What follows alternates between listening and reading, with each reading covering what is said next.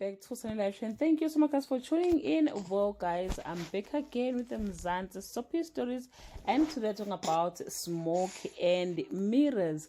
Well guys, njengoba ke nje kuphithizela ke kangaka ku smoke and mirrors, we are looking forward to ifinale episode ye Smoke and Mirrors njengoba ke sibhekwe ku season 3 wayo ke lo mdlalo. Guys, urenewile ke bakithi utholile ke enye contract ka season 3 and ke uyaphela ke ngomhla ka 15 April 2025. Into ezokwenzeka guys ukuthi ke usiza i-character yakhe will be killed off by uThandiswa.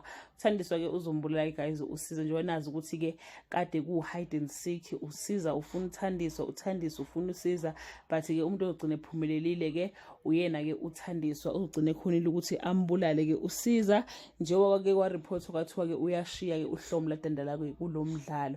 Into ezokwenzeka guys ukuthi ke usiza will take umpendulo ayo hostage noma mkidnap abaleke naye ke from i-memorial service kama wakhe, bese guys ke uThandiswa uzobulala ke usiza, bese kuthi uphakathi oyiphoyisa amthembisa ukuthi cha, ngoba ngiyazi ukuthi kahle hle bekade kuhlelweni ngempilo yakho, awuzoboshwa isikhathi eside, sizokubopha nje kodwa ke uzogcina ke uphumile ke masinyane. So guys, yeah man, hasazi ukuthi kuzoqhubeka kwenzekeni njengoba phela uThandiswa bekashadeke noSiza, ukuthi amafa kaThandiswa azobuyela yini kuye, uzokwazi ukuwalwela amafa akhe from ke uMartha kanye ke noJason.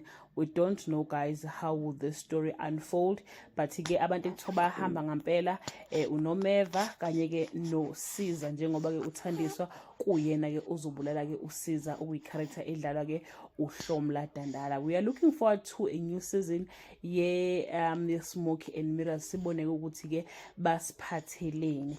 That brings us to the end of this video. Do leave your comment below and share your opinion. Bye.